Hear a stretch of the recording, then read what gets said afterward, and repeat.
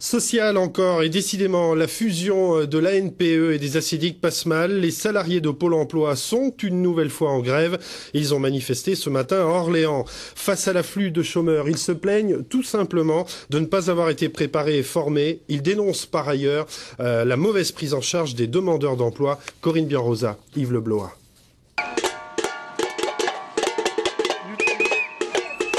Malgré la pluie, ils sont plus d'une centaine venus de toute la région manifester devant le siège social de Pôle emploi.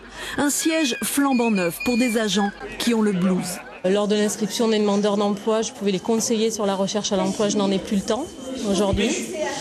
Voilà, en gros, à peu près les conditions de travail, sans compter effectivement le fait qu'on nous met sur des postes où on est absolument plus compétent pour répondre aux gens. L'indemnisation, moi je ne l'ai jamais fait et je ne sais pas répondre aux gens à ce niveau-là. Et c'est quand même ce qui les intéresse le plus lorsqu'ils deviennent demandeurs d'emploi. Voilà. De fait, la fusion annoncée entre la NPE et les ACDIC s'est faite sans préparation ni formation des personnels. Ajoutez à cela la crise et le cocktail est explosif. Pourtant, le guichet unique était censé faciliter la vie des chômeurs. L'établissement avait promis que la fusion c'était simple, efficace et rapide.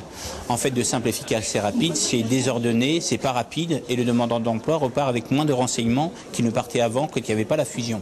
Il partait avec ce calcul d'allocation avant, il partait avec des renseignements précis sur son parcours professionnel. À l'heure actuelle, c'est tout sauf ça. Depuis cet été, le même conseiller Pôle emploi doit s'occuper à la fois de l'indemnisation du placement et du suivi d'un même demandeur d'emploi. Mais comment faire quand le nombre de dossiers par agent a été multiplié par 2, voire par 3 ?